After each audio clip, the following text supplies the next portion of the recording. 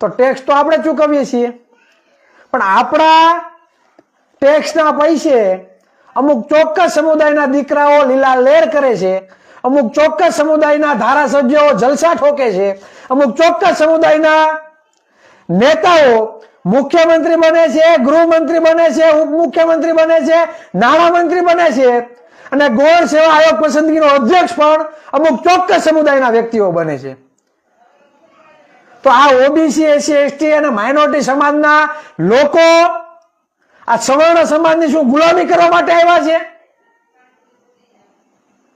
કે તમારા જ સત્તામાં બેસી રહેવું છે અને આ લોકોને વધુમાં વધુ પછાત રાખવાના છે?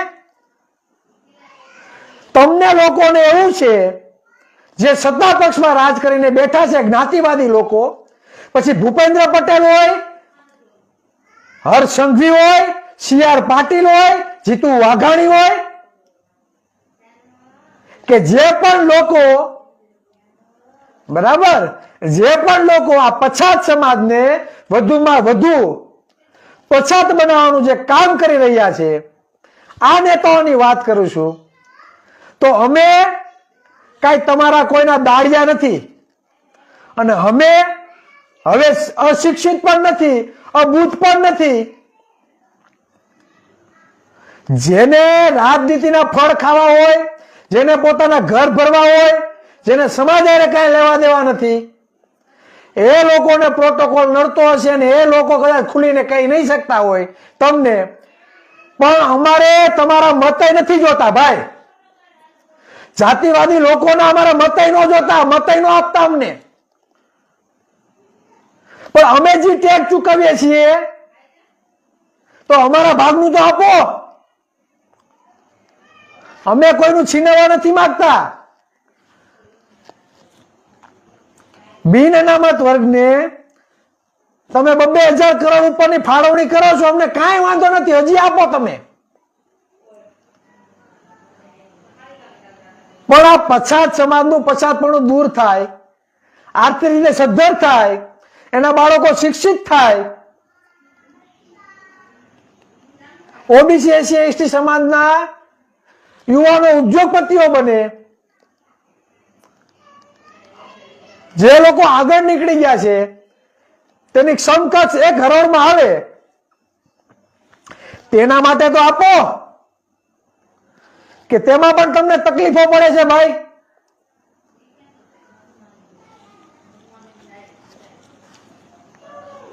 હમણાં જે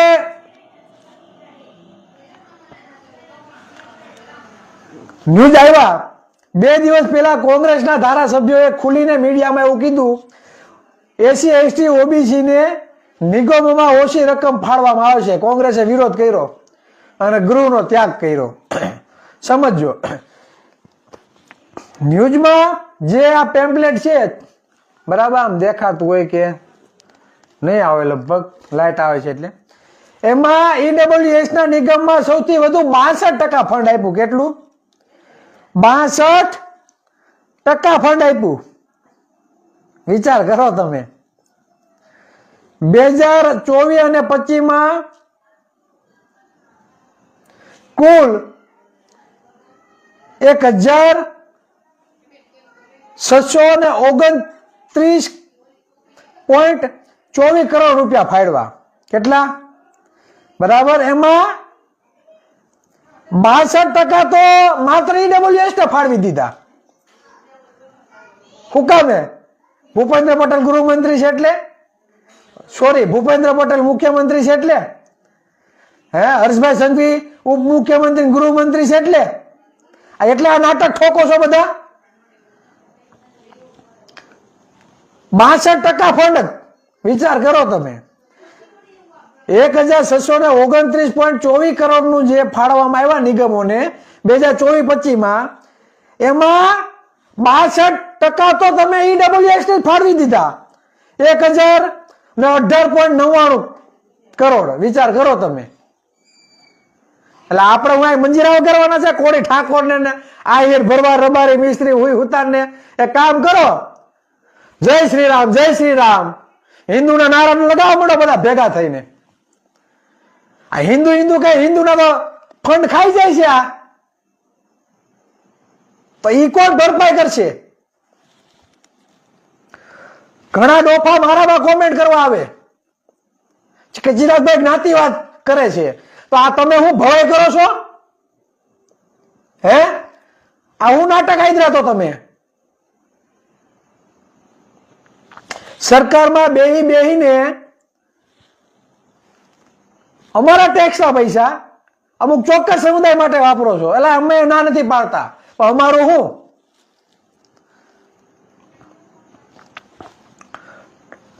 ગુજરાત અનુસૂચિત જાતિ વિકાસ નિગમ, બરાબર, ખાલી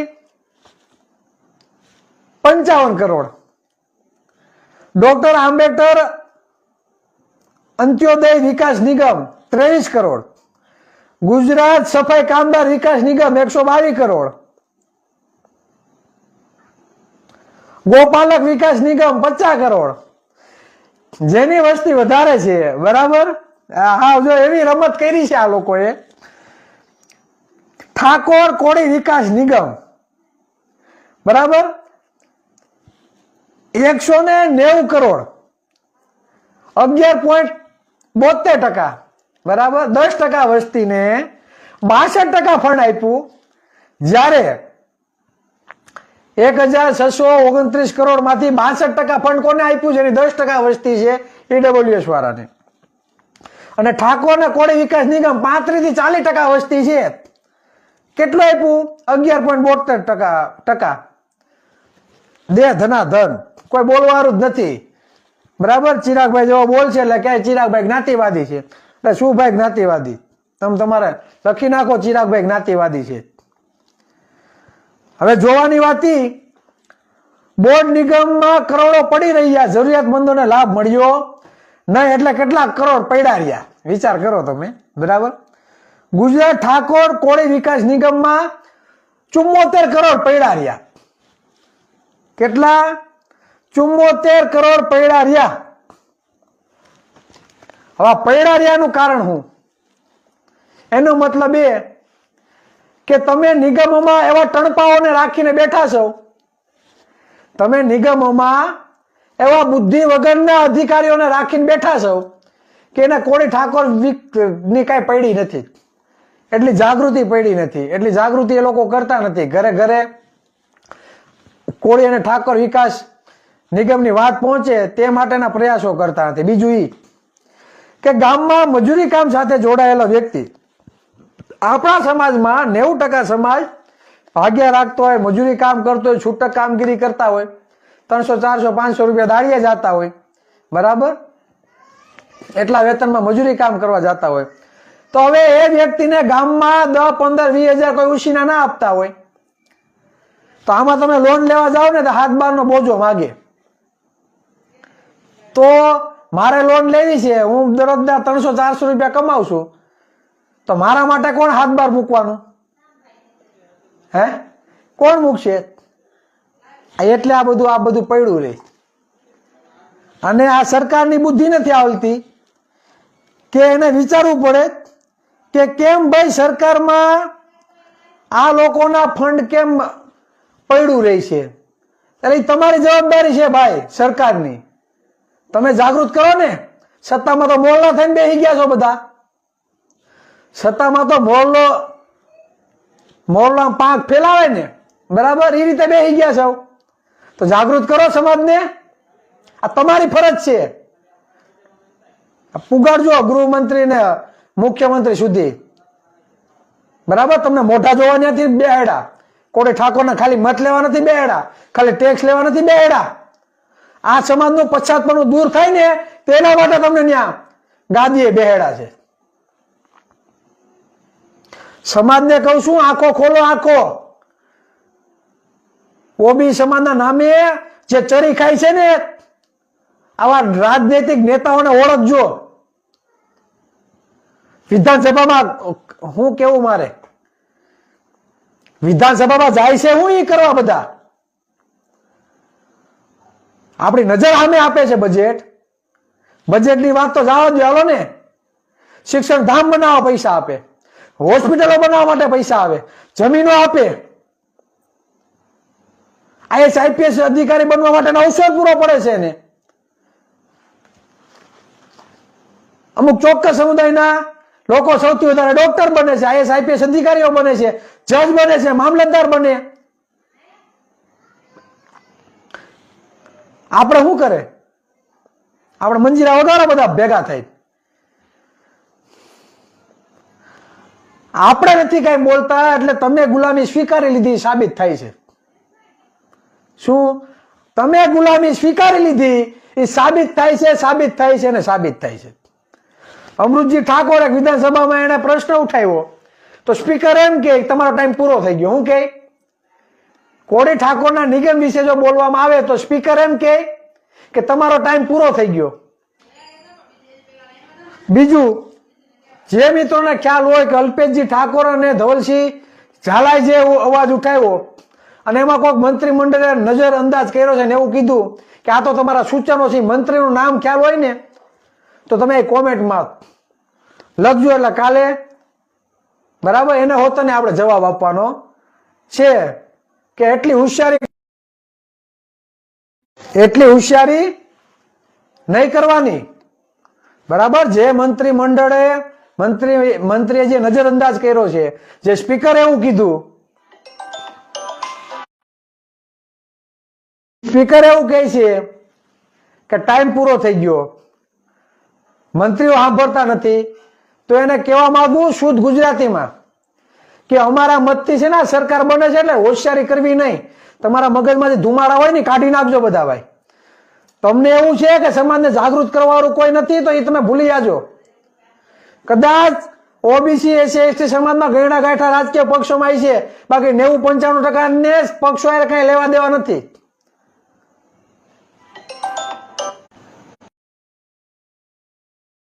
નેવું 95% ને પક્ષો કઈ લેવા દેવા નથી. જો એને ખબર પડી ગઈ ને કે આ લોકો ખુલ્લેઆમ જ્ઞાતિવાદ કરે છે અને પોતાના સમુદાયના વિકાસ માટે આ સરકારમાં બેઠા છે, તેથી એક એક મતની ભીખ માંગતા થઈ જાઓ બધા. શું થઈ જાઓ? એક એક મતની ભીખ માંગતા થઈ જાઓ. એટલે મગજમાંથી ધુમાડો છે ને કાઢી નાખજો. સરકારનું કામ છે સમાનતા આપવાનું, સમાન અવસર આપવાનું. તમે જે ઠોકમ ઠોક સરકારમાં બેહીને કરી રહ્યા છો બરાબર, એ જો સમાજને ખબર પડશે ને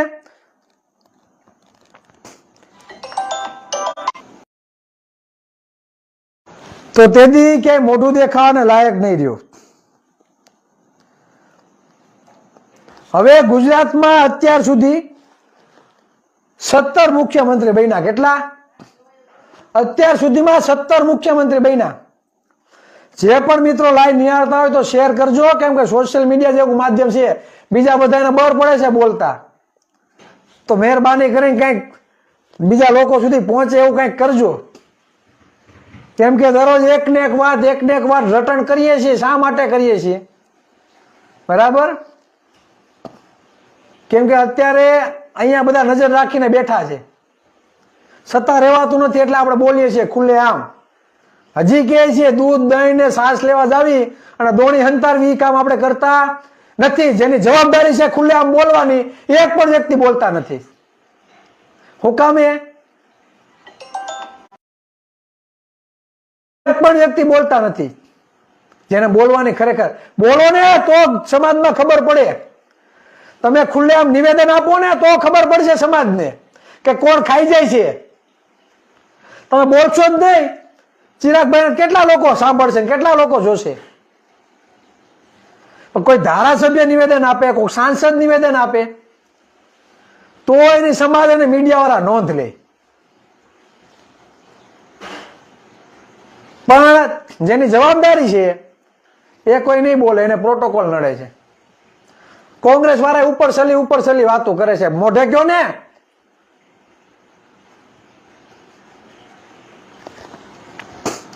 લાલજીભાઈ દેસાઈ કીધું એકે, બાકી તો બધા મૂંગા છે. ગુજરાતમાં આઝાદી પછી 17 મુખ્યમંત્રી બન્યા. કેટલા? 17 મુખ્યમંત્રી બન્યા. જેની 60% વસ્તી છે, જેની 60% વસ્તી છે ઓબીસી સમાજની, એની અત્યાર સુધીમાં એક મુખ્યમંત્રી બન્યા માધવસિંહ સોલંકી, બરાબર? કોણ બન્યા? માધવસિંહ સોલંકી. પછી નરેન્દ્રભાઈ મોદી, હજી ઓબીસી છે કે નથી હજી કઈ ચોખવટ છે નહીં. ત્યાર પછી જેની 6% વસ્તી છે, બરાબર, જેની 6% વસ્તી છે એના 5 મુખ્યમંત્રી બની ગયા, બરાબર. પાટીદાર સમાજના અત્યાર સુધીમાં 5 મુખ્યમંત્રી બન્યા. કેટલા? 5. એમાં બાબુભાઈ પટેલ, ચીમનભાઈ પટેલ, કેશુભાઈ પટેલ, આનંદીબેન પટેલ અને ભૂપેન્દ્રભાઈ પટેલ. મુસ્લિમ અને દલિત સમાજની 15% વસ્તી હોવા છતાં એક પણ મુખ્યમંત્રી એનો બન્યો નથી, દલિત સમાજ અને માઇનોરિટી સમાજમાંથી. જ્યારે અનુસૂચિત જનજાતિમાંથી અમરસિંહ ચૌધરી એક મુખ્યમંત્રી એક વખત બન્યા. હવે હજી મજાની વાત છે, વાણિયા અને બ્રાહ્મણ સમાજની માત્ર ગુજરાતમાં 2% વસ્તી. કેટલી? 2% વસ્તી. વાણિયા અને બ્રાહ્મણ સમાજની કેટલા મુખ્યમંત્રી બન્યા ખબર? 8 વખત. 8 વખત મુખ્યમંત્રી બન્યા.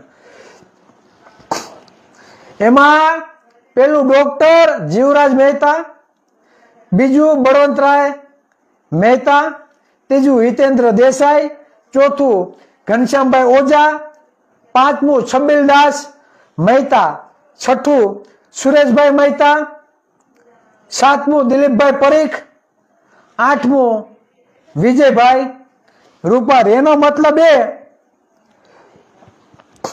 કે બ્રાહ્મણ, વાણિયા અને પાટીદાર સમાજમાંથી અત્યાર સુધીમાં 13 મુખ્યમંત્રી બન્યા. કેટલા? 13. એમાં 8 મુખ્યમંત્રી વાણિયા અને બ્રાહ્મણ સમાજમાંથી અને પાટીદાર સમાજમાંથી 5 મુખ્યમંત્રી. જ્યારે 35 થી 40% કોળી સમાજની વસ્તી છે, માધવસિંહ સોલંકી એક જ વખત બન્યા. અને જ્યારે ઓબી સમાજને આરક્ષણ આપવાની વાત આવી તો માધવસિંહ સોલંકીને પણ રાજીનામું દેવું પડ્યું. અને ત્યારે માધવસિંહ સોલંકી એવું કીધું હતું કે ચૂંટણી ઢંઢેરામાં મેં જાહેર કર્યું છે કે અમારી સરકાર આવશે, બરાબર, તો ઓબીસીને અમે આરક્ષણ ચાલુ કરશું. અને જો તમારે આરક્ષણ ના દેવું, આ કોંગ્રેસના જ મોવડી મંડળને કીધું હતું કે તમે જો આરક્ષણ આપવા ન આપતા હોય તો આ મારું મુખ્યમંત્રીમાંથી રાજીનામું. આ એક કોળી ઠાકોરનો દીકરો હતો માધવસિંહ સોલંકી, બરાબર. એનો મતલબ એ છે કે જેનો મુખ્યમંત્રી હોય ને એને બધાને માલપુઆ હોય, જેનો મુખ્યમંત્રી હોય ને એના કેસો પાછા ખેંચાઈ જાય, જેના મુખ્યમંત્રી હોય એને હોસ્પિટલ માટે જગ્યા મળે, જેનો મુખ્યમંત્રી હોય એને શિક્ષણ ધામ માટે પૈસા મળે, જેનો મુખ્યમંત્રી હોય એને એમના નિગમમાં પૈસા અને યોગ્ય બજેટ મળે, જેના મુખ્યમંત્રી હોય એના સરકારી નોકરીમાં ભલે 10% આરક્ષણ હોય તો 10 ના 15% એને મળે આરક્ષણ. જેનો મુખ્યમંત્રી હોય એમ નક્કી કરે ગૌણ સેવા આયોગ પસંદગીમાં કેને બેસાડવો છે તો એ બેસાડી દે એના વારાને. જેમનો મુખ્યમંત્રી હોય એવું નક્કી કરે કે કોને સારું ખાતું આપવાનું છે, કોને શિક્ષણ મંત્રી બનાવવો છે તેને શિક્ષણ મંત્રી બનાવી દે. એમના મુખ્યમંત્રી હોય તો આઈએસ આઈપીએસ અધિકારીને ક્યાંથી ક્યાં બદલી કરવી એનું સેટિંગ એ મુખ્યમંત્રી કરી નાખે, એ ગૃહમંત્રી કરી નાખે. એમનો મુખ્યમંત્રી હોય એટલે મજા આવે એવી ભરતીઓ બહાર પાડે અને મજા આવા પરિપત્રો રજૂઆત કરી દે, પાસ કરી દે. મજા આવવા જેમ એલઆરડી નો ઠરાવ પાસ થયો એમ દોડના માર કાઢી નાખ્યા. કેમ કે લોકોને ખબર હતી 2022માં 71% ઉમેદવારો ઓબી સમાજના હતા, એટલે કાઢી નાખો દોડના માર, એટલે કાઢી નાખ્યા. વર્ગ 3માં 40% અંગ્રેજી ફરજિયાત માર્ક લઈ આવવાના વર્ગ 3માં. ને ખબર પડી ગઈ કે આ લોકો અંગ્રેજીમાં કાચા છે એટલે અંગ્રેજી ઉપર ભારણ આપ્યું એટલે એમાંય તમને કાઢી નાખે. ક્લાસ 1-2 અધિકારીમાં જે મૌખિક ઇન્ટરવ્યુ લેવાય છે એમ કે સિલેક્શન કમિટીમાં મુખ્યમંત્રી મજા આવે એવું સિલેક્શન કમિટી તૈયાર કરીને બેહાડી દે. પછી આહિરનો દીકરો જાય, ભરવાડનો દીકરો જાય, કોડી ઠાકોરનો દીકરો જાય, મોચીનો દીકરો થાય, પ્રજાપતિનો દીકરો જાય એટલે અઘરા અઘરા પ્રશ્ન પૂછવાના અને એનું મેરિટ બનવા દેવાનું નહીં અને ઘરે બેહાડી દેવાના. પછી થાકીને છકડો રિક્ષા આપવા માંડે કે બરાબર. આ બધી જગ્યાએ આવું જ હાલે છે, રોલમ ડોલ ને ઠોકમ ઠોક. અને જે લોકો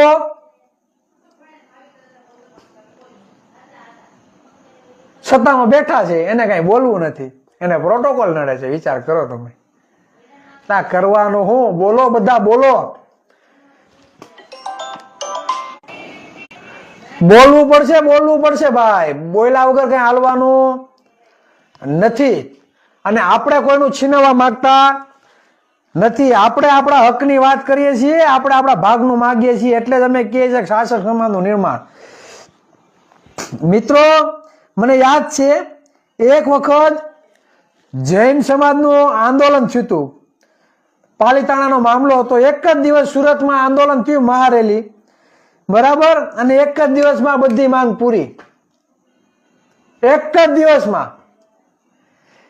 દિવસમાં બધી માંગો પૂરી થઈ ગઈ. એક જ દિવસ આંદોલન કર્યું, જેની 1% વસ્તી છે. અને આપણે 35-40% સમૂહ છે. લાઠીમાં કાલે આવેદન આપ્યું, જોયું તમે?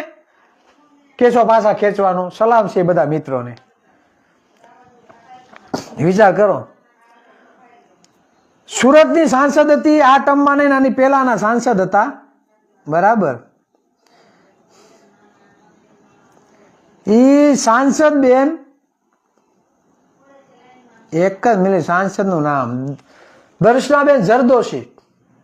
દર્શનાબેન જરદોશીએ પોતાની સાંસદના ગ્રાન્ટમાંથી વીડી ઝાલાવારિયા, પ્રફુલભાઈ પાનસુરિયા, અરવિંદભાઈ ધડુક, આ પાટીદાર સમાજના નેતાઓ તેમને મુલાકાત કરવા ગયા અને તેમને કીધું કે સૌરાષ્ટ્ર પટેલ સમાજની હોસ્ટેલ બને છે તો તેમાં તમે કઈક ફાળવો પૈસા.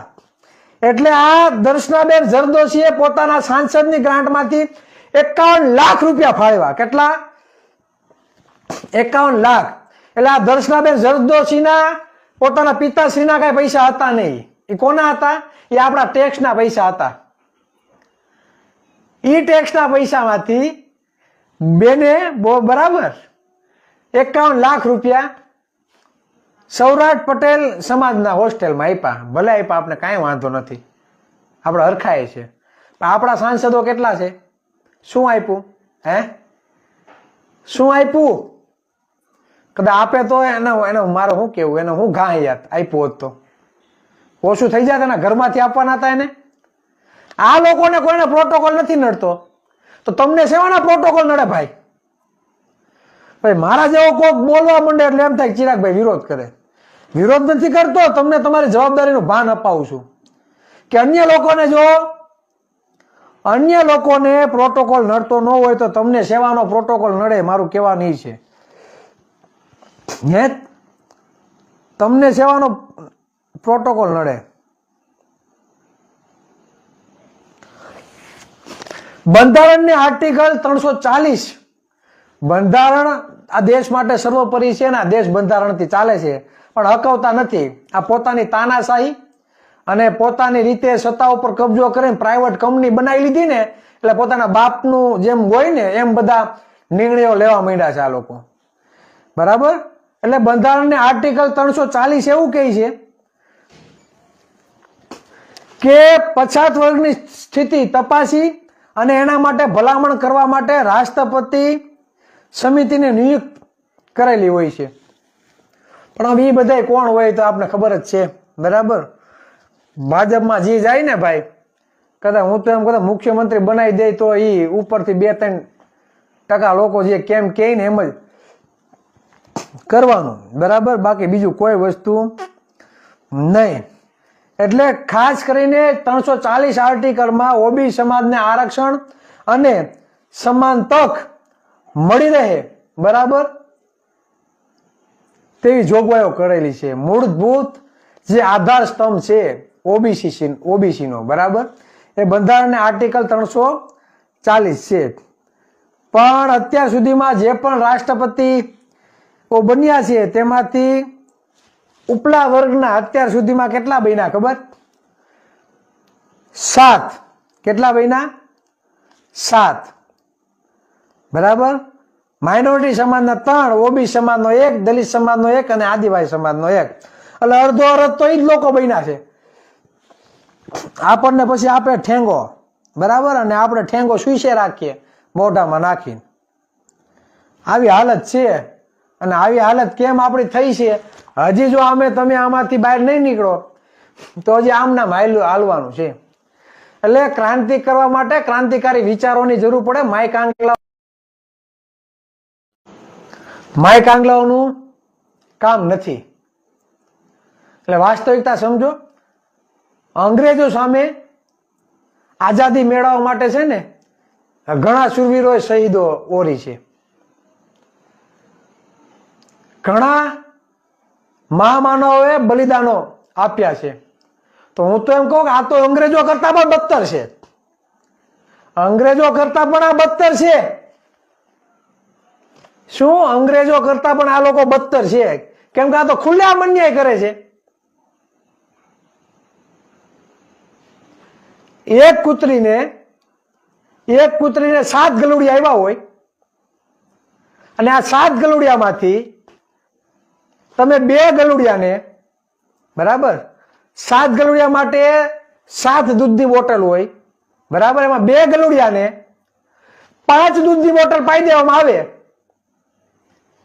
7 ગલુડિયામાંથી 2 ગલુડિયાને, બરાબર, 5 દૂધની બોટલ પાઈ દેવામાં આવે, બરાબર, અને પાકે વધેલા 5 ગલુડિયાને જો 2 દૂધની બોટલ પાવામાં આવે તો એની હાલત શું થાય? એવી હાલત આ સરકારે કરી દીધી આપણી. સમજ્યા? એટલામાં સમજી આજો. એક કૂતરના 7 ગલુડિયા હોય અને 7 દૂધની બોટલ હોય, 2 ગલુડિયાને 5 દૂધની બોટલ પાવામાં આવે અને 5 ગલુડિયાને માત્ર 2 દૂધની બોટલ પાવામાં આવે તો એની હાલત શું થાય? ઓલા 2 રાફડા જેવા થઈ જાય અને 5 છે ને, 5 વેલા મોડા એનું પૂરું થઈ જાય. એટલે આ હાલત આપણી છે. એટલામાં તમે સમજી જાઓ, બરાબર. ઓલા કોઈ તેલનો ડબ્બો તમારે ઘરે નાખવા નહીં આવે. અને તમારે કામ કરાવવું છે, ગવર્મેન્ટનું કઈ રોડ પાસ કરાવવાનો છે, ગવર્મેન્ટના કઈ સારા કામ કરવા હોય, બરાબર, 10 લાખ 15 લાખ 20 લાખ કરોડ 1.5 કરોડ 2 કરોડ 10 કરોડ 20 કરોડના તમારા ગ્રાન્ટ રાખવી હોય તો તમારે સરકારની જરૂર પડે. તો સરકારની જરૂર પડે ને. બાકી શું પડવાની જરૂર? તો એ સરકારને માય મારવી આપણે. તમારી નજર સામે ઈડબ્લ્યુએસ વાળા 2,000 કરોડ આપી દે અને તમને કાંઈ ન આપે તો હજી તમે જો એને પછાડી પકડીને ઉભા હોય તો એ ભૂલ તમારી છે, ગામની ભૂલ નથી. અભણ, અબૂધ, અશિક્ષિત હોય ને એને આ દેશી ભાષામાં ખબર પડે કે એક કૂતરીના 7 ગલુડિયા હોય, એમાં 2 ને 5 દૂધની બોટલ પાવામાં આવે અને 5 ને ખાલી 2 દૂધની બોટલ પાવામાં આવી, 5 છે ને મરી જાય રીબાઈને. આ અભણ હોય ને એને ખબર પડે.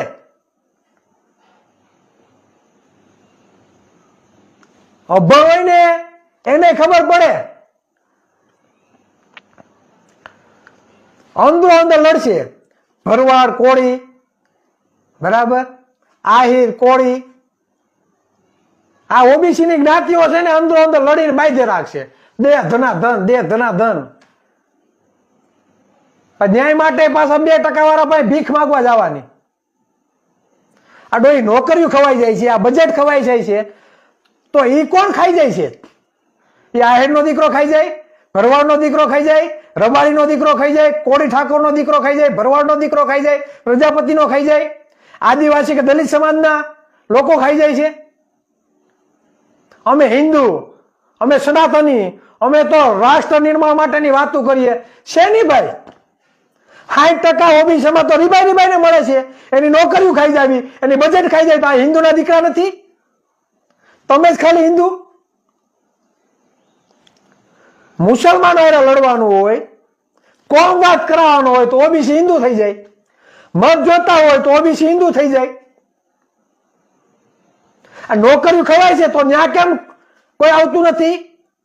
હિન્દુનો દીકરો કે હું હિન્દુ અને હું 60% હિન્દુ માટે લડું છું એમ આવો ને. બજેટ ખવાઈ ગયું, આવો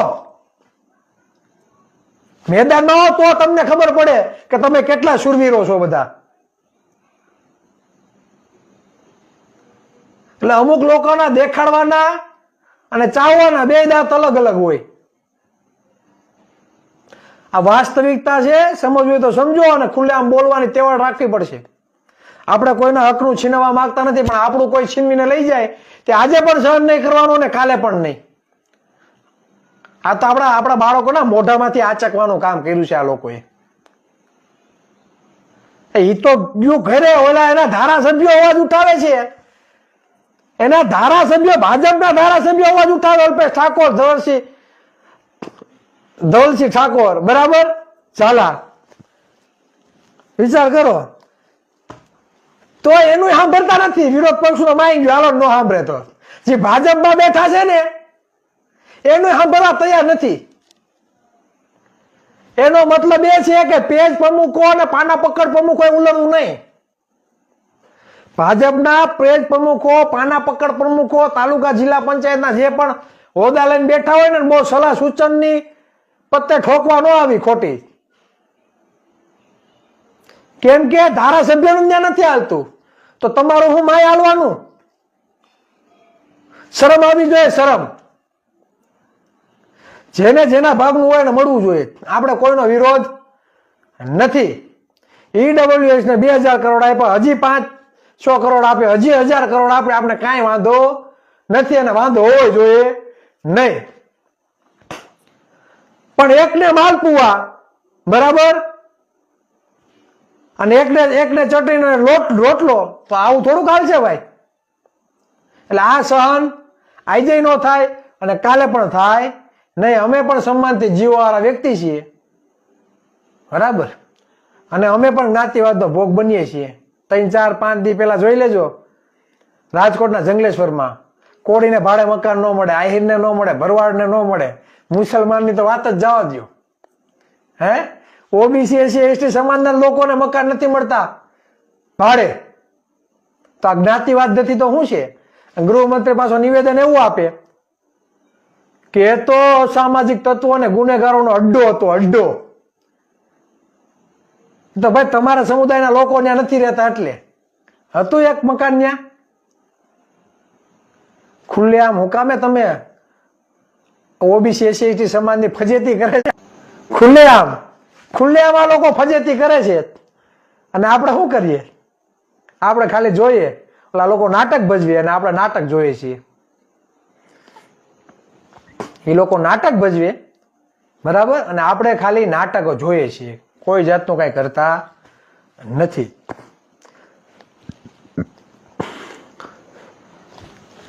વાસ્તવિકતા છે, સમજો, સમજવું પડશે, બરાબર. બાકી કોઈ જાતનું પરિવર્તન આવવાનું નથી. આ દેશ બંધારણથી ચાલે છે, દેશ માટે બંધારણ સર્વોપરી છે અને બંધારણ એવું કહે છે કોઈ પણ સમાજ હોય, કોઈ પણ જ્ઞાતિ હોય, કોઈ પણ ધર્મ હોય કે કોઈ બી લિંગ હોય, બરાબર, આ એક પણ વ્યક્તિને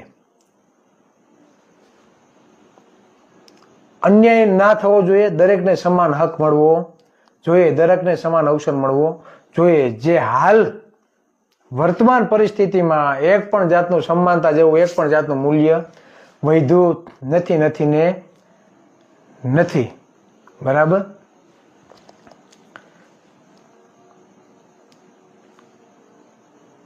એક ભાઈ લખ્યું છે, વિનોદભાઈ સાંકટ, આપણા સમાજમાં ઘણા બધા ડોન બનીને ફરે છે. લા ભાઈ, ડોન બનીને ફરવા છે, લડવાનું છે, ન્યા લડવાનું છે. અંદર લડીને તો શું કરશું? હે, લડવાનું છે, ન્યા લડવાનું છે, બરાબર. અંદર લડીને કઈ મળવાનું નથી. એટલે કહેવાનો મતલબ એ છે કે સરકારના મગજમાં વેમ હોય, ફાંકો હોય તો કાઢી નાખજો. સમાજના નેતાઓ બોલતા થયા છે એટલે અમારી વાત ત્યાં લગી પહોંચે છે, એટલો આનંદ છે. વિધાનસભા સત્ર ચાલુ થયું. વિધાનસભા સત્ર પહેલા આપણે જાહેરાત કરી હતી કે આવશું વિધાનસભા સત્રમાં. જો કે આપણે પરમિશન આપવામાં આવી નહોતી, પણ આપણે ગયા નથી. પણ વિધાનસભામાં પડઘા પડ્યા છે એ 100%. એના વિશે તમારે શું કેવું? કે આપણે જે આ બરાડા પાડી ચિરાગભાઈ અને ચિરાગભાઈ સાથે જે પણ મિત્રો આ મુવમેન્ટમાં જોડાયેલા છે, બરાબર, એ મિત્રો જે સોશિયલ મીડિયાના માધ્યમથી ગામે ગામ મિટિંગો કરે છે, તો એના પડઘા વિધાનસભામાં પડે છે કે નહીં? જવાબ આપજો. કેમ કે વિરોધ પક્ષ તો ઠીક, પણ શાસક પક્ષના નેતા પણ આજે બોલવા માંડ્યા છે. એક વખત જો ખુલીને બોલવા માંડે કે ફલાણા જ ખાઈ જાય છે, તો જમાવટ આવે, બરાબર. અને કેવું પડશે, એમાં હાલશે નહીં. અને ટૂંક સમયમાં સુરેન્દ્રનગર, બોટાદ, અમરેલી અને ભાવનગર આ 4 જિલ્લામાં અમારી એક મીટિંગની તારીખ હમણાં ટૂંક સમયમાં જાહેર અમે કરશું. અને દરેક લોકો મોટી સંખ્યામાં ત્યાં હાજર રહ્યો, બરાબર, તેવી અમે આશા રાખીએ છીએ. અને દરેક મિત્રોને કહેવા માંગુ છું કે જે મિત્રોને અમારી સાથે ખુલીને લડવાની જેનામાં દમ હોય, સમાજ માટે કંઈક કરી છૂટવાની ભાવના હોય, તો આજે જ અમારી સાથે જોડાવ. ગામે ગામ તમારી ટીમ તૈયાર કરો. અમે ટૂંક સમયમાં ગામે ગામ અઠવાડિયે એક સભાનું આયોજન અમે કરવા જઈ રહ્યા છે. કેમ કે કોઈ એક વ્યક્તિ બધી જગ્યાએ પહોંચી વળવાના નથી. હું એક વખત આવી શકે, ઘડીએ ઘડીએ ક્યાંય બધી જગ્યાએ જઈ શકવાનો નથી. એટલે દરેક વિસ્તારમાં એવા યુવાનો તૈયાર થાય તો આ દુશ્મનોને છે ને ઘૂંટણિયા પાડી દે. કાંઈ માગવા નથી, જેના મત નથી એવા ટણપાવો પણ આપણે ભીખ માગવા જવાની? હે, જેના મત નથી એના પાસે ભીખ માગવા જવાની? કોળીના દીકરા છો, ઓબીસી નું લોહી છે, થોડીક તો કઈક શરમ કરો. ક્યાં લગી ભીખ માગજો? બતાવી દેવાનું છે ને ડોફાવ. ટિકિટો તમારી પાસે છે, મત કોની પાસે છે? વટથી કહેવાનું છે મત માગવાના, લે નીકળો. તમારી પાસે ટિકિટો છે, મત આ કોળી પાસે છે, પાડી દેવાના છે. બાકી 2027માં આવું ડેરિંગ સાથે કહેવાનું છે. જ્યાં ગોબા મારવા હોય, જ્યાં ખિલ્લા મારવા હોય ને મારવા માંડે, બરાબર. બાકી પાડી દેવાના છે, મતપેટીમાં પાડી દેવાના છે, પાડી દેવાના છે, પાડી દેવાના છે. એમાં કઈ શંકાને સ્થાન નથી, નથી ને નથી, બરાબર. જેના મત નથી ને આપણા બાપ બનીને બે એ સહન કરવાનું ઘડીએ ઘડીએ? હે, એવું જ થયું ને. આપણે બજેટ ચૂકવીએ આ સરકારને, અને આપણા ભાગનું બજેટ આપણે નહીં આપવાનું અને બીજાને ઠાલવી દેવાનું. આવું થોડુંક હાલે. એ ખુરશી ખાલી કરવા માંડજો ભાઈ, આવીએ જ છીએ. તમારા મનમાં જે વહેમ હોય ને સરકારને, એ કાઢી નાખજો. ગામે ગામ ટીમ તૈયાર કરવાની છે અને દુશ્મનો કોણ છે ને બતાવવાના છે કે તમારા દુશ્મનો આ છે. ગાંધીનગરમાં છે ને ખીચડી રંધાય છે, રસોડું ગાંધીનગર છે, અને ત્યાંથી પીરસવાનું, હારી હારી રસોઈ ત્યાંથી પીરસવામાં આવે છે. તો રહોડા ઉપર કબજો કરવો છે કે થાળીઓ લઈને ભીખ માંગવા ઉભું રહેવાનું છે? હે, આપણે હંમેશા ન્યાય માટે ભીખ માંગવાની છે કે ન્યાય આપે એવું બનવાનું છે? આ કોળી સમાજ, આ ઓબી સમાજ છે ને ભાઈ, સમ્રાટ અશોકના વંશજો છે, ચંદ્રગુપ્ત મૌર્યના વંશજો છે, માનધાતાના વંશજો છો, ગૌતમ બુદ્ધના વંશજો છે, જેને માનવતાનો સંદેશો આ વિશ્વને આપ્યો છે. આપણે કોઈને અન્યાય કરીએ ને એ લોહી આમાં નથી. અને એવો ઇતિહાસમાં દાખલો નથી. આ દેશમાં મુઠ્ઠીભર મુગલો આવ્યા, મુઠ્ઠીભર અંગ્રેજો આવ્યા, આ દેશ ઉપર રાજ કરીને ગયા, પણ ક્યાં એવું ઇતિહાસમાં નથી કે આ કોળીના દીકરાએ ક્યાંય છે ને દગાખોરી કરી હોય ને વેચાણા હોય. એવું આપણો ઇતિહાસ કહે છે. આપણો ઐતિહાસિક વારસો, સમ્રાટ અશોક જ્યારે અખંડ ભારતનો શિલ્પી હતો ત્યારે આ દેશને સોનાની ચીડિયા કરવા કહેવામાં આવતી. 7 વિશ્વવિદ્યાલયો હતી આ દેશમાં, 50 લાખથી પણ વધારે પુસ્તકો જે સમાય ને એવડી પુસ્તકાલયો આ દેશમાં હતી. ત્યારે સમ્રાટ અશોક આ કોળીના દીકરાનું શાસન હતું, ચક્રવર્તી સમ્રાટ અશોકનું. આપણે એના વંશજો છીએ. અને અત્યારે આપણી હાલત આ લોકોએ કેવી કરી દીધી? ઇતિહાસ તો ભણાવવામાં આવ્યો નહીં. જે સમાજ પોતાનો ઇતિહાસ નથી જાણતો એ સમાજ ક્યારે ઇતિહાસ બનાવી શકતો નથી. એટલે ઇતિહાસથી પણ વાકેફ થવાની જરૂર છે જે પણ મિત્રો લાઈવમાં નિહાળતા હોય એને બે હાથ જોડીને વિનંતી કરું કે કદાચ ગામે ગામ આપણે ના પહોંચીએ પણ અમારો વાત તમારા એક શેરથી, તમારા એક કોમેન્ટથી અને તમારા સોશિયલ મીડિયાના માધ્યમથી તમે તમારા ગામમાં, તમારા તાલુકામાં, તમારા જિલ્લામાં અને તમારા સમાજમાં આ વાત પહોંચે તેવો અવશ્ય પ્રયત્ન કરજો કે સોશિયલ મીડિયા જે એક એવું માધ્યમ છે કે આપણે અહીંયા બેઠા બેઠા ચિરાગભાઈ જે બોલે તે બરાબર લાખ કે 1.5-2 લાખ સુધી આપણે એની વાત પહોંચાડી શકશું.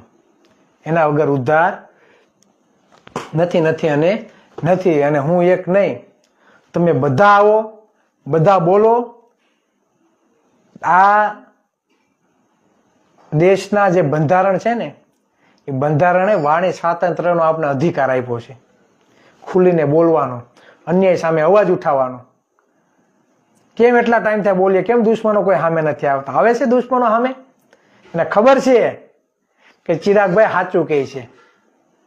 હું દુશ્મનોને ખબર છે કે ચિરાગભાઈની વાતમાં સચ્ચાઈ છે. આવે જોઈએ સામે, મધના ફાડ્યા હોય તો આવે, ડિબેટમાં આવે અને ખુલ્લે એને લલકારે કે ચિરાગભાઈ ખુલ્લેઆમ જાતિવાદ કરે છે, ચિરાગભાઈ ખોટું બોલે છે, ચિરાગભાઈ કેમ એમ કહે છે કે ચોક્કસ સમુદાયનો વિકાસ થાય છે.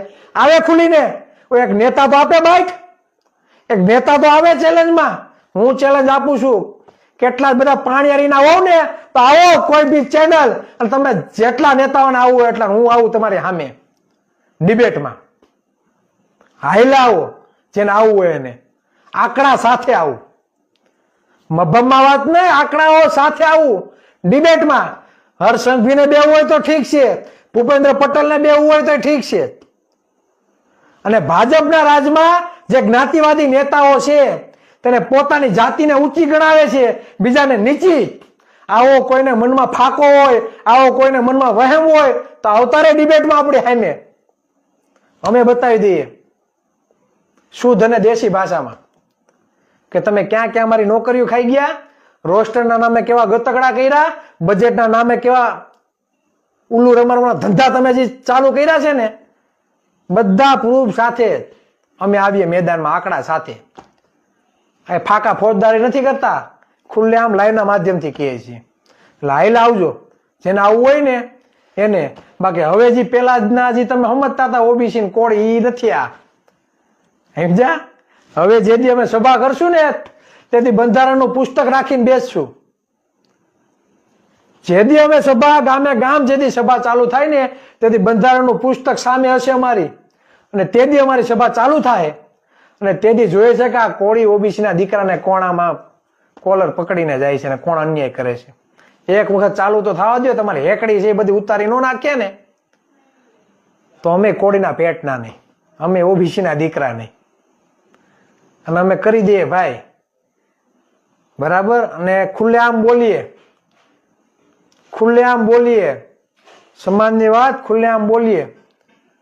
જેથી કોંગ્રેસની કાર્યાલય ગયા હતા ને તેથી આખા મોરડી મંડળની સામે ચિરાગ ઝાલાએ ખુલીને કીધું હતું કે તમારી સરકાર બને તમે એમ કહો છો ઓબીસી ને વસ્તી પ્રમાણે આપશું ભાગીદારી, અને જેથી નહીં આપો ને તેથી જો ઓબીસી નો દીકરો ચિરાગ ઝાલા ખુલ્લેઆમ તમારા વિરોધમાં હશે. આ કોંગ્રેસના લલકાર એના કાર્યાલય આ ચિરાગ ઝાલાએ કર્યો હતો. આનો રેકોર્ડ છે, યુટ્યુબમાં જોઈ લેજો તમે ખુલ્લેઆમ. એટલે અમે પાછા ઈ નથી વેચાવ વ્યક્તિ, એ આ છે નહીં. અમે લાંબા ગાળાનું પરિવર્તન ઈચ્છીએ છીએ અને પરિવર્તન લઈ આવશું. એટલે સંગઠનના લોગામાં લખ્યું છે શાસક સમાજનું નિર્માણ. શું લખ્યું છે? શાસક સમાજનું નિર્માણ. ગાંધીનગરના સિંહાસન ઉપર છે ને ઓબીસીના દીકરાનો ઓબીસીના વસ્તી પ્રમાણે કબજો હોવો જોઈએ, હાયર સમાજનું પ્રભુત્વ હોવું જોઈએ, માલધારી સમાજનું પ્રભુત્વ હોવું જોઈએ, પ્રજાપતિનું પ્રભુત્વ હોવું જોઈએ, દેવી પૂજકનું પણ પ્રભુત્વ હોવું જોઈએ. આજે દેવી પૂજક સમાજ અમરેલી જિલ્લામાં કેટલા દિવસથી આંદોલન કરે છે, શું પરિણામ મળે છે ભાઈ? દેવી પૂજકના આગેવાનોના ફોન આવે, ચિરાગભાઈ કોઈ સાંભળવા વાળું નથી. આ વાસ્તવિકતા છે. અને જૈન વાણિયા સમાજના લોકો એક દિવસમાં આંદોલન કરે અને હાઈન થાય બધું કમ્પ્લીટ થઈ જાય. આવું કેમ ભાઈ? હે, અમિત શાહ છે એટલે, હર્ષંઘવીભાઈ છે એટલે આવું થોડું ચાલે? આ દેશ કોઈની જાગીર થોડીક છે, આ બધાની ભાગીદારી છે ભાઈ. આ કઈક બધા લઈને થોડાક આવ્યા છે. હે એટલે આ વાસ્તવિકતા છે, હકીકત છે ને, સમાજ સામું